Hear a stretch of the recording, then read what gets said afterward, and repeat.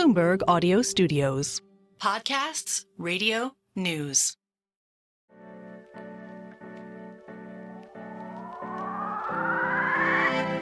Well, Elon Musk is now the richest person on the planet. More than half the satellites in space are owned and controlled by one man. Starting his own artificial intelligence company. Well, he's a legitimate super genius. I mean, legitimate. He says he's always voted for Democrats, but this year it will be different. He'll vote Republican. There is a reason the U.S. government is so reliant on him. Elon Musk is a scam artist, and he's done nothing. Anything he does is fascinating to people.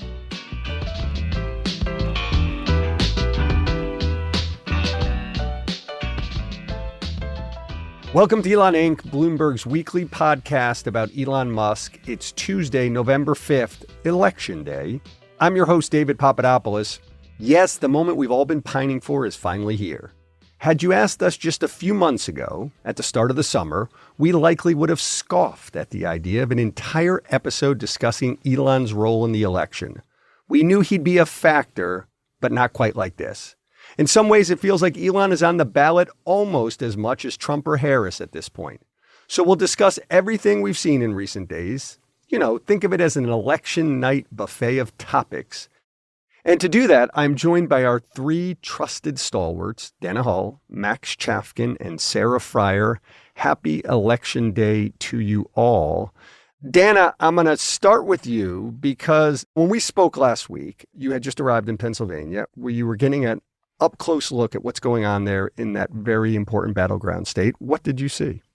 Yeah, so a lot of journalists have focused on turnout in Philadelphia, and I'm just always sort of perennially curious about Pittsburgh, that has really pivoted from being like this sort of industrial steel town to being a future of AI and robotics. Carnegie Mellon is an incredible source of talent for the tech industry, and you know, I had big ambitions of like driving all over Western Pennsylvania in 24 hours and I quickly ran out of time. So I just went to Carnegie Mellon and I interviewed young men, and that was super illuminating. I found, you know, really smart college students who were like, listen, you know, Elon Musk has really gone down the rabbit hole and I don't like his algorithm. And I know he's trying to like push me into this right-wing manosphere and I'm not buying it. But I interviewed another student who was at the business school who said that Musk's endorsement of Trump caused him to give Trump a second look. He actually went to the second Butler, Pennsylvania rally and said that the biggest applause line was when Musk got on stage and that he thinks that Trump is likely to win. This is the one, Dana, where he did all the jumping around. Is that correct? Yes, he jumped. And, you know, you hear pundits talk a lot about permission structure. I think that Musk's endorsement of Trump has given permission for some people who maybe were traditional liberals to think, oh, maybe Trump isn't so bad. But I think the bigger question is just, are men going to vote in large numbers? That has been the big push of Musk's efforts. And, you know, he's doing things like going on Joe Rogan on Monday, and he keeps hitting on this point that men need to turn out because so far we've seen a pretty wide gender gap. The biggest factor here is that men need to vote. That is the biggest issue. So I don't know what the reason is, but men just vote at a much lower rate than women. I think it's like 9%, right? Someone just told me that today. It's a big difference. And I'm just like saying there's a message to the men out there. Vote like your life depends on it, because I think it does. Now, Max, this is very true. The men of America nowadays, the data shows we don't go to college and we don't vote. And if women are by and large, or by a large majority, are supporting Harris and men by a large majority are supporting Trump, there's an awful lot riding on this gambit here. Well, and just, you know, saying out loud, you realize how odd it is as a political strategy. What surprised me listening to that Rogan podcast and kind of sort of paying attention to what Musk has been doing and saying over the past week or two is just the lack of effort to sort of broaden the appeal for Donald Trump, or even pretend like they're trying to broaden the appeal. Because you look at what Elon is trying to do, and he's essentially saying, hey, if you're a Tesla fan, if you're a guy who follows me on Twitter, you need to vote. The election depends on it. And, you know, we've talked on and on in this show. It was just like, we don't know how big that world is. Like, how big is the universe? Well, I don't know. Well, Dana just said she's got one guy in Pittsburgh who he must seem to turn around. So yeah. I don't know. It's like, in other words, rather than trying to broaden your base enormously, maybe it is a good strategy to simply say, hey, let's truly just focus on the base and the people who have a natural affinity for that movement and really try to get them to show up in numbers like they haven't before. Yeah, but I think we're talking about two different things. Like, I think Elon Musk means something to people outside of the kind of like Joe Rogan cat turd maniverse, right? Like, Elon Musk is a successful business person who runs the largest automaker by market cap. That means something to Trump. And the fact that guy, that capitalist, the fact that this successful capitalist is endorsing Trump, like that is an endorsement that is meaningful to a broader universe of people. But that is not the universe that Elon Musk, by and large, has chosen to attack. Fair. Now, Dana, we know, and you know better than any of us here, that Musk in his various business enterprises loves to make mistakes. And he's done that with great success at the Teslas and the SpaceXs and so on and so on. Did he, in throwing himself and his operation into Pennsylvania and these other battleground states, do you get the sense that he and his team had enough time to learn from their mistakes and iterate and run a successful ground game there? Well, we don't really know how successful the ground game was because we don't have the results yet. And, and to be clear, we reached out to the PAC and offered to go see their canvassing operation. I would have loved nothing more than to go door to door with these guys for, a week. But we didn't get any access like that. But there has been a lot of reporting that, this was kind of a fly-by-night operation. It was like Musk had a lot of money and he basically built a startup overnight. And most canvassing operations are done by diehard volunteers who are trained. They've got the talking points. They go out on turf. They've got iPads. They know exactly how many doors to knock. They know exactly how many doors that they can knock within a short period of time. And they tend to be retired people, college students, very invigorated volunteers.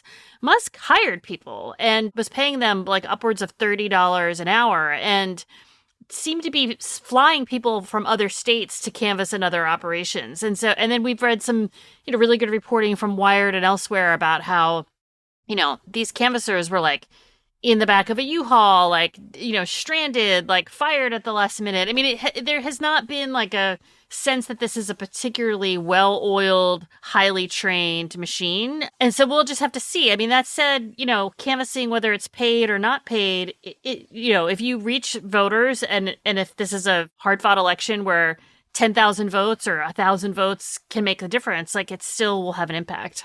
What Dan is saying is this canvassing operation, it's unclear if it was effective or not. It doesn't seem like they're getting the best return for their dollars or as good a return as they would have gotten, say, if they had been able to have more time, if they had volunteers, a whole bunch of things. That said, the amount of money that Elon Musk has put in, I didn't look at the latest 24-hour filing. Every 24 hours, the PAC has to report how much money they spent. Okay. But we're talking about more than $150 million on the presidential election alone from Elon Musk's group. Now, even if your dollars are not being spent in the most efficient way possible, that is enough, as Dana is saying, to potentially move the needle. And so it's just a question of, how does that work out? Does the inefficiency of this PAC outweigh the vast amount of dollars that Elon Musk has put into it, or is it just a matter of they got enough of these workers and they were able to hit enough doors that maybe it'll put him over the top? Or it's just that he owns the biggest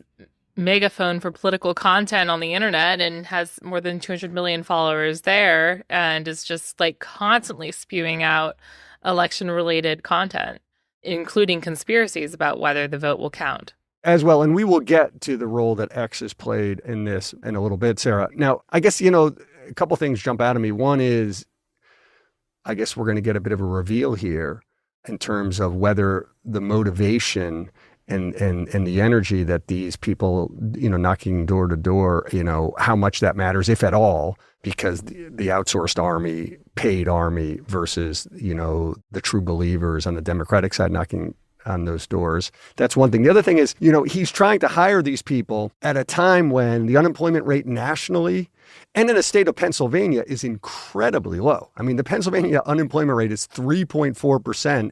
It's not like there's an enormous number of people just hanging out looking for jobs. So I think that's perhaps part of what he's run into, which is an interesting thing. We should also say, like, this isn't only an Elon thing. This is like a decision that Trump's team basically made to essentially outsource aspects of their ground game to third-party PACs, with Elon Musk's being the largest. And so if Trump's ground game falls short, we're going to look back and say, like, that was a poor decision, number one. And number two, Elon Musk, for all of his, ability to run a successful electric car company, maybe not the brightest mind in community organizing. Right, or that he'll get it right in 2028. Alternatively, if Trump wins Pennsylvania by a good amount, we'll say, well, perhaps the outsourcing of ground games is the way to go going forward. Dana?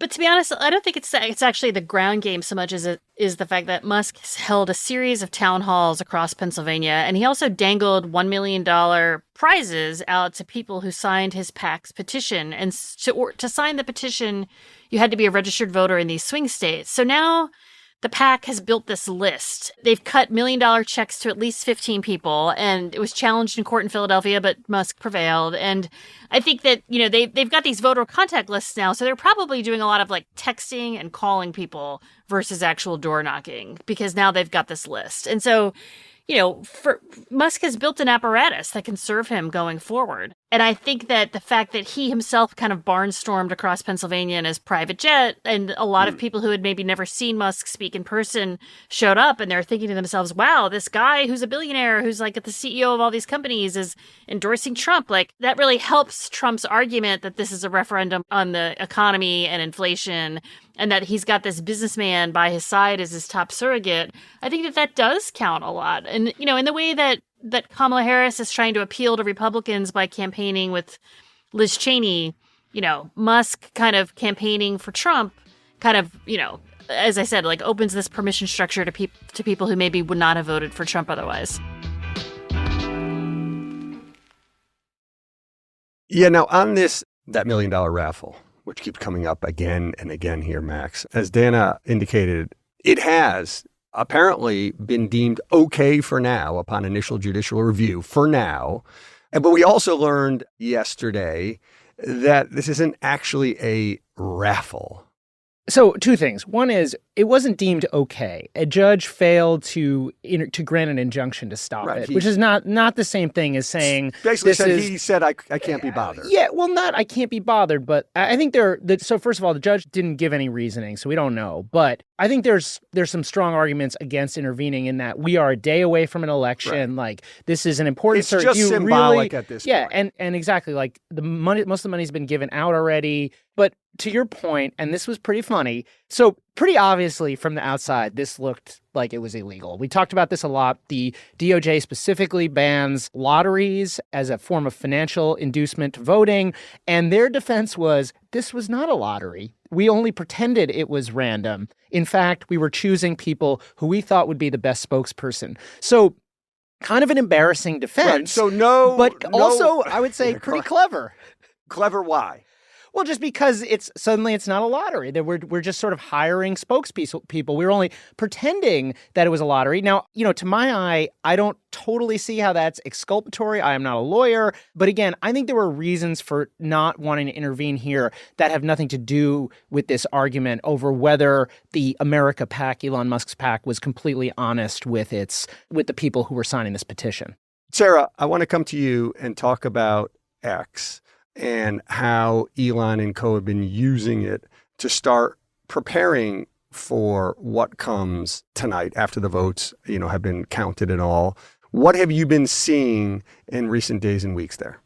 It's really just been a place for Musk to set the stage to help challenge the results should they not be in Trump's favor. There's a lot of talk of voter fraud. A common line of his is that the Democrats are busing in or flying in undocumented immigrants to vote on the Democrats' behalf, which is, of course, there's no evidence to back that up. Now that is coming from Musk himself, or that is coming from Musk himself, and also amplified. He has said that explicitly. He's actually tweeted, I'm looking at the numbers right now, 1,300 times at least in 2024 about voter fraud and immigration and how the two are linked. So this is something he's obsessed about, the idea that immigrants are coming to this country to really wreak havoc on the election and steal the future away from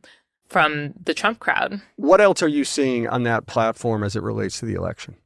I'm a little surprised because I thought that Musk might just use it as like a megaphone for just Trump, but I'm also seeing a lot of political content in general. I'm seeing just a ton of election-related posts, of viral things, memes. It is kind of a free-for-all. There's a lot of conspiracy. There's a lot of debunked claims already. Community Notes can't keep up. Community Notes is the crowdsourced fact-checking service that they have on X, which is like basically their only line of defense against misinformation.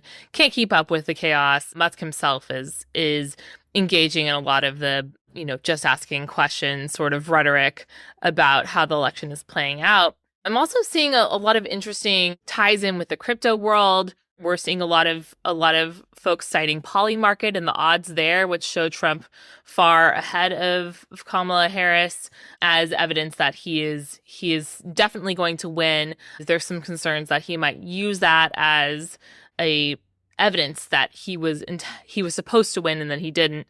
If he doesn't win, he may still win. Yeah, he certainly may win. He also certainly may lose. I would say those who are reading a lot or anything into Polymarket should do so with great caution. That is a market, the gambling market, which I know a little bit about, that remains pretty illiquid and pretty random, and something that could be driven and distorted by large bets made by a handful of people. There is obviously supposed to be a wisdom of the crowd effect when you get people putting money on an outcome of something. I just don't know, Max, that the crowd is very wise. And so saying that because these markets show Trump 60, Kamala 40, that's just pretty much apropos of nothing. Yeah. And the thing about Polymarket and these betting markets, I think that like the sophisticated participants sort of know what's up. But what I was going to say is that I think it's how they're being used. And like that's what Sarah's saying. Like it's being used along with like a handful of other, more than a handful, many other data points, many of which are questionable, to create a narrative of inevitability, which, I suppose it could be helpful in terms of keeping sort of Trump volunteers and people who are working for the campaign motivated. It also feels like it's not necessarily helpful ahead of the election. You kind of want your voters to feel like they're not winning so that they actually go out and participate. What it actually seems more about is, again, creating a narrative that will allow Musk and Trump to dispute the results of the election should Trump lose. And we've seen, lots and lots of content from Musk already in this vein. They're putting out a lot of sort of misleading numbers around the early vote, a lot of numbers that if you were not paying super close attention, you're going to be very surprised tomorrow if you wake up and Donald Trump doesn't have a clear lead. This isn't just implied. This is explicit. They're going out and saying, if we lose, it will be because of fraud. And we had a reporter at that Butler rally that Musk showed up at, and she talked to a bunch of Trump supporters who said, "Oh yeah, if Trump loses, it's definitely because of the immigrants." So they have the narrative all set up to contest the results should they not be in Musk's favor. One of the other interesting things we've seen on X and heard on X are ads that feel like in some ways they're as much about Elon as they are about Trump. Let's listen to one now. This is the most important election of our lifetime. Pennsylvania is the linchpin in this election. The things we all want are common sense things. Secure borders, safe cities, sensible spending so that we don't have crazy inflation, freedom of speech. We want the Constitution to be upheld. The fundamental values that made America what it is today. If there's ever a time to be a pest with your friends and family, this is the time. Get them to vote immediately. Fight, fight, fight, fight, fight, fight, fight, fight. This is a podcast, so people didn't see it, but it's mostly images of Musk, although there is like a half-second image of Donald Trump in that exceedingly long montage of Elon Musk sound bites. Now, it strikes me, Dana, that there is a slight risk here, and I think this is actually a narrative that's growing and it's gaining in momentum. This idea that there is a lose-lose possibility here for Musk where Trump does lose and then is so infuriated he turns around and blames Musk for the loss. I guess the one issue with this theory is it means that Trump would accept his defeat or acknowledge his defeat, but he would pin it on Musk. And in this scenario, as it goes, Musk has managed to alienate both the left and the right. Yeah, that would be a masterful gambit. I mean, a lot of people are just sort of stunned that, you know, Musk is just so all in on Trump but that's sort of the way he's always been, right? Like he has very high risk tolerance, all chips on the table. You know, when you grow up wealthy and you make your first millions before you're 30, like you're just able to do, you know, you just have like a sort of a risk tolerance that nobody else has. And I think that Musk fundamentally believes that he's in the right here. I mean, he's talking very much, you know, I mean, I joke a little bit that he's QAnon because in his telling of it, you know, he has now seen the light and he sees what's really happening and how the mainstream media manipulates facts. And he's sort of speaking like, you know, he used to be left wing, but now he's seen the light and now he's seeing things for the way things really are. And that kind of rhetoric is really dangerous because so many of his fans are now following him down the rabbit hole. And at the same time, a lot of longtime Tesla owners are just furious. I mean, they're like, what the hell happened? Like, I used to believe in this guy because I cared deeply about climate change and the planet is on fire. And now he's endorsing and campaigning with a guy who's all about drill, baby, drill and like doesn't believe in science. Like, what happened to him? And it is a double risk where, you know, he could alienate all of the customers who helped the company become the great company that it is. Future employees, I think that the whole talent pool is really in question. I mean, there are a lot of incredible engineers and women in tech who are going to think twice about maybe working at one of his companies going forward. There's a reason why most CEOs don't do this, right? Like there are a lot of downside risks. Not only the downside risk where if Trump loses, he blames Elon and, you know, but also even if Trump wins, right? There's going to be a reaction on the left. That reaction arguably is going to be a lot stronger than it would be if Harris won, so he could hurt there. You know, clearly, like, putting your own face in the ad for Trump is not necessarily the best move, like politically. But I do think it really has influenced the other CEOs, though. You've seen Jeff Bezos decide to not do any endorsing at the Washington Post. You've seen Mark Zuckerberg shy away from a lot of the bold election rhetoric that he used to have around the integrity of democracy and protecting, you know, the country from violence. We haven't heard any of that. Sarah, you're saying they're doing that, though, because of the position that Musk has staked out, or that's... it's giving them permission to not take a stand on anything. Or is it not just fear of Trump? It's both, right? I mean, it could be both. Yeah, but look at X. I mean, Twitter was a partner in resolving election threats with Meta. They used to share a lot of intel on problems, triangulate accounts, work together to take things down faster when they saw something bubbling up. Now, you know, my sources tell me folks from companies or from the government send tips to X on things that should be taken down. They don't hear back. So, you know, one of the big pieces of the puzzle, the digital water cooler for politics, is just kind of completely warped and lowered the bar, really, for responsibility online. I have another thought, which is that I feel like all of the people that I used to follow on X are now over on Blue Sky. And I have to admit that I was very lazy about like migrating to another social media platform. I like looked at Threads, I looked at Mastodon, I looked at Spoutable, I looked at Blue Sky, but I never really felt like there was a critical mass of like, where are my people at? But I definitely feel like Blue Sky is gaining momentum, and I think it's because of this new block function on X that Musk has now changed. Like, you can no longer really block people. But also just people are like locking their accounts and like saying goodbye. So it'll be just really interesting to see if that migration ever actually gains critical mass. I think it's a mistake to see X as dying. And I think many people kind of wrote obituaries for this service. Its value plummeted, obviously. A lot of influential people left. But like it is very vital on the right. And you know, that isn't it. That's a big media ecosystem. I think we need to start thinking about the possibility that like Twitter, as much as it was a business failure, was a huge political success. I mean, absolutely. It has become, the political arm of Elon Musk and to a certain extent the Republican Party. And I think we're going to have to start stop worrying about the dollars and cents, because while the backer has $200 billion, give or take, he will just keep footing the bill. And if it loses money, it loses money. It's just this political arm of his. Now, I guess if his broader empire were suddenly to find itself in trouble, then okay, so too does X. But in the meantime, this is what it's become. I mean, spare a thought for the bankers who left him many billions of dollars and are probably cringing a little bit to hear that. I don't think they realized they were funding a political project, but it turns out they were. They didn't either, for sure. But, you know, it is true. They did not realize that. Having said that, Musk has made all the interest payments to them to date. And so I guess as long as they're getting their payments, they are happy.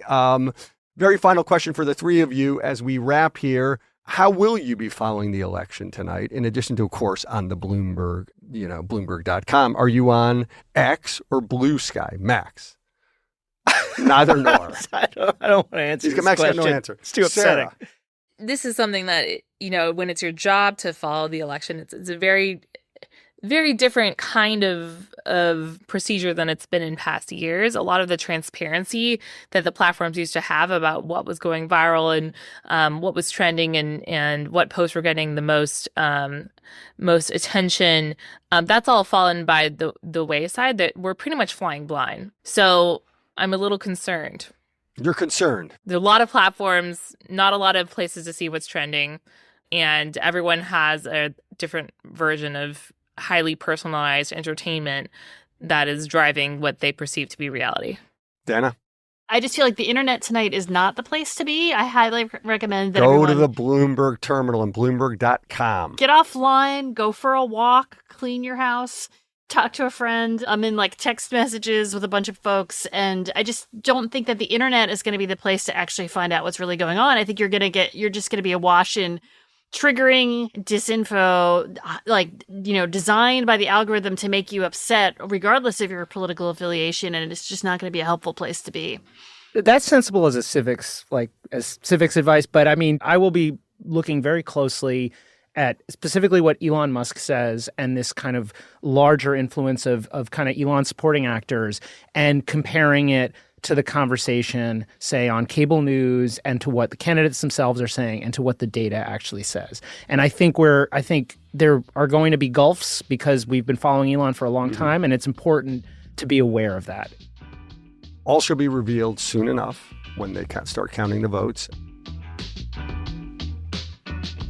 Max, Sarah, Dana, thank you very much. Thank you. Thank you so much. Great to be here.